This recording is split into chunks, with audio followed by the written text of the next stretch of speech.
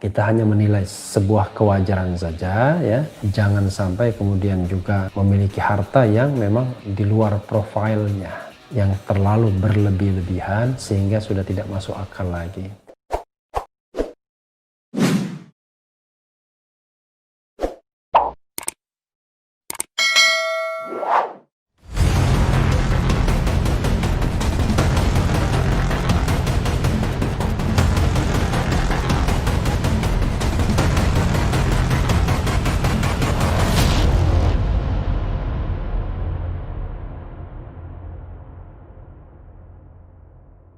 Assalamualaikum warahmatullahi wabarakatuh. Sobat RH sekalian, jumpa lagi kita di channel yang keren ini, Keren Cadas. Kali ini saya mau menguber berita mengenai LHKPN, 5 calon Kapolri. LHKPN itu adalah lembaran harta kekayaan penyelenggara negara ya. Ternyata Arief Sulistianto terkaya, Agus Andrianto termiskin. Tapi kita bacakan ya. Tempo.co Jakarta, Komisi Kepolisian Nasional Kompolnas mengusulkan 5 nama calon Kapolri sebagai pengganti Jenderal Idham Aziz yang akan pensiun pada Februari mendatang. 5 nama itu telah diserahkan kepada Presiden Joko Widodo pada Kamis 7 Januari 2021. Nama-nama yang diusulkan merupakan Jenderal Bintang 3 di institusi kepolisian, yaitu Komisaris Jenderal Gatot Edi Pramono, Komjen Listio Sigit Prabowo, Komjen Arief Sulistianto, Komjen Agus Andrianto, dan Komjen Boy Rafli Amar. Kelima orang itu dianggap memenuhi syarat profesionalitas, loyalitas, jam terbang, kata Mahfud lewat cuitan di akun Twitternya Muhammad Mahfud MD pada Jumat 8 Januari 2021. Indonesia Corruption Watch (ICW) sebelumnya meminta Presiden Jokowi melibatkan lembaga pengawas seperti Komisi Pemberantasan Korupsi, Pusat Pelaporan Analisis dan Transaksi Keuangan (PPATK), dan Direktorat Jenderal Pajak untuk melihat potensi transaksi mencurigakan, kepatuhan terhadap laporan harta kekayaan penyelenggara negara (LHKPN), atau mengecek hukuman disiplin internal yang pernah dijatuhkan selama ini.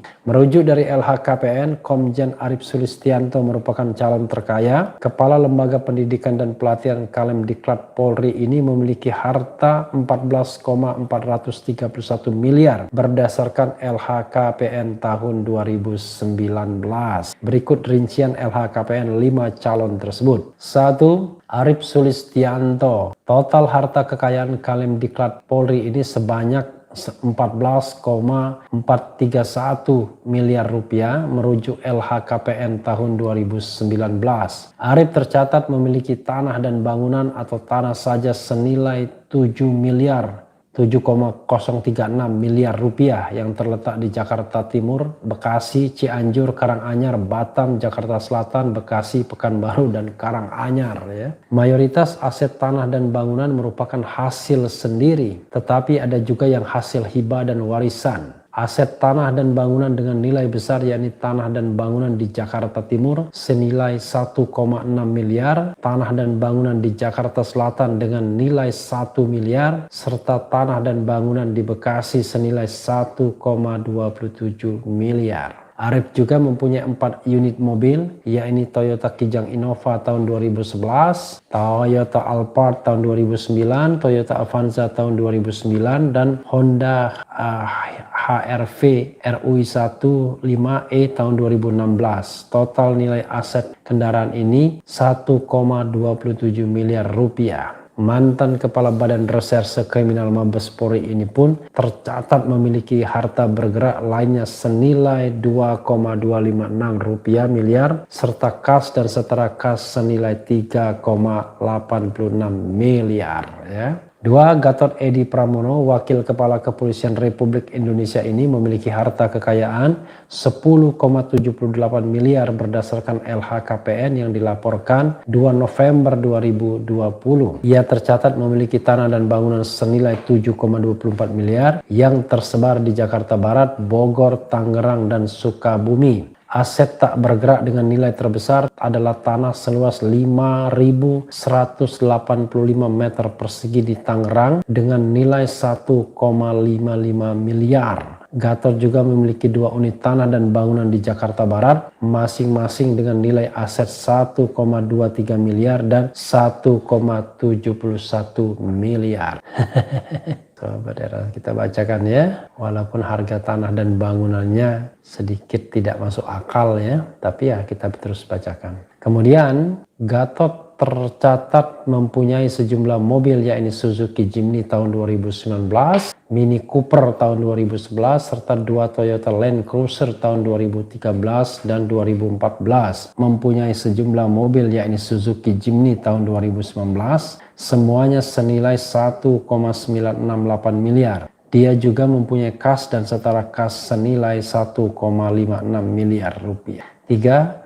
Listio Sigit Prabowo, Kepala Badan Reserse Kriminal Mabes Polri ini menempati posisi ketiga dari jumlah harta kekayaan. Menurut LHKPN, total LHKPN Listio per tahun 2019 sebanyak 8,314 miliar. Mantan ajudan Presiden Jokowi ini memiliki aset tanah dan bangunan di Semarang senilai 1,65 miliar, tanah dan bangunan di kota Tangerang senilai 1 miliar, serta tanah dan bangunan di Jakarta Timur senilai 3,5 miliar.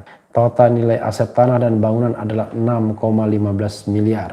Listio juga mempunyai 1 unit mobil Toyota Fortuner tahun 2018 dengan nilai 320 juta, harta bergerak lainnya senilai 975 juta, kas dan setara kas senilai 869,73 juta. 4. Boy Rafli Amar ya. Kepala Badan Nasional Penanggulangan Terorisme ini memiliki harta sebanyak 6,451 miliar rupiah merujuk LHKPN tahun 2020. Dia memiliki aset tanah dan bangunan senilai 4,901 miliar. Aset tanah dan bangunan ini tersebar di Jakarta Selatan dan Lebak, Banten. Yang bernilai terbesar adalah tanah dan bangunan di Jakarta Selatan dengan nilai aset 3,75 miliar. Boy juga mempunyai 3 unit mobil senilai 692,9 juta, yakni Toyota Fortuner tahun 2011, Toyota Innova tahun 2019, dan Mitsubishi Pajero Sport tahun 2019. Kemudian harta bergerak lainnya dengan nilai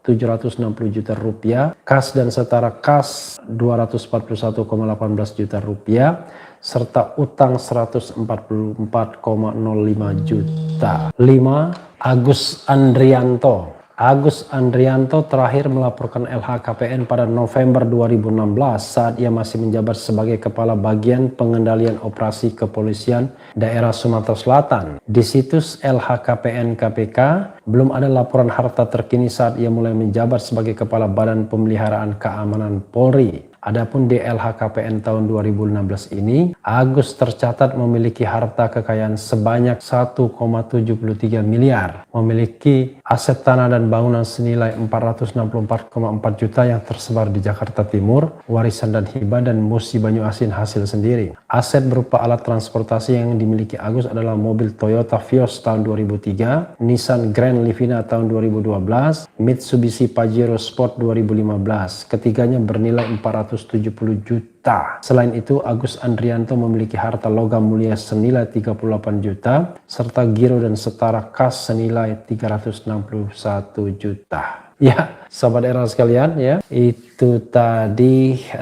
harta kekayaan 5 calon Kapolri. Hartanya berkisar belasan miliar dan miliaran saja. Tidak banyak hartanya ya, mungkin sesuai dengan profil pendapatan mereka sebagai penegak hukum, tetapi kalau kita lihat nilai-nilai yang disodorkan ya agak kurang masuk akal juga sedikit ya.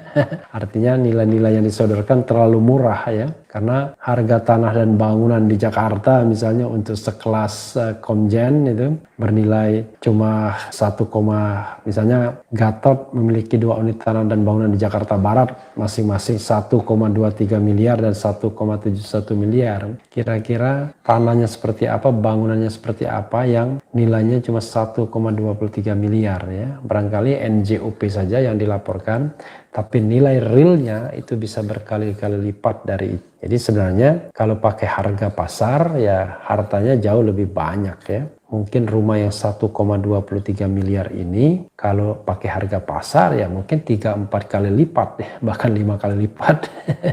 Jadi nilainya yang 1 miliaran itu realnya kalau dijual barangkali di atas 5 miliar lebih ya. Karena kita tahu rumah di Jakarta itu mahalnya minta ampun, tanah juga mahal ya. Tanah 100 meter persegi saja nilainya sudah di atas 1 miliar lebih. Dan bayangkan nggak kalau seorang komjen misalnya cuma punya tanah yang 100 meter ya. Tadi ada bahkan di Tangerang punya tanah 5.000 meter dan tidak mungkin harganya sekecil itu ya. Nah, tetapi apapun itu sobat era sekalian ya, memang susah untuk mengatakan bahwa seorang penegak hukum hanya mendasarkan diri pada pendapatan hanya pendapatan dari gaji saja ya. Pasti ada kegiatan-kegiatan lain, usaha-usaha lain yang menambah pendapatan sehingga mereka jelas bisa hidup jauh lebih layak. Karena kalau hanya mengandalkan pendapatan gaji dari negara, ya tidak ada apa-apanya dibandingkan dengan gaji yang diperoleh oleh swasta. Kita tidak tahu ya gaji seorang komjen berapa. Dulu Budi Waseso tahun 2015 pernah mengatakan gajinya cuma 10 juta kalau tidak salah. Jadi barangkali sekarang nggak tahu berapa gaji pokoknya, tetapi kalau hanya mengandalkan pendapatan itu pasti tidak cukup. Karena itulah kita hanya menilai sebuah kewajaran saja ya. Jangan sampai kemudian juga memiliki harta yang memang di luar profilnya, yang terlalu berlebih-lebihan sehingga sudah tidak masuk akal lagi. Misalnya jumlah harta yang sampai mencapai triliunan rupiah misalnya, itu luar biasa ya. Karena pernah juga terjadi seorang polisi ya dengan pangkat rendahan di Papua sana, jumlah rekeningnya itu ratusan miliar ya, hampir triliun, kalau nggak salah lebih dari triliun. Dan sangat menghebohkan sekali ya, pede sekali memasukkan uang segitu, sebesar itu, padahal dia sendiri penghasilannya ya pasti jauh lebih dari angka itu. Ya, sobat era sekalian, penting LHKPN ini untuk melihat apakah calon Kapolri cukup jujur, ya, cukup punya kredibilitas, punya integritas agar dia mampu membenahi institusi kepolisian. Ya, sobat era sekalian, itu saja, yang penting tetap di channel ini, karena di channel ini Anda akan dirayu, ditipu, dibaperin, dicecar, diober pula di jalur khusus. Karena channel ini adalah channel yang mengancam, memeras, dan membenci. Jangan lupa subscribe, like, comment, and share. Ciao.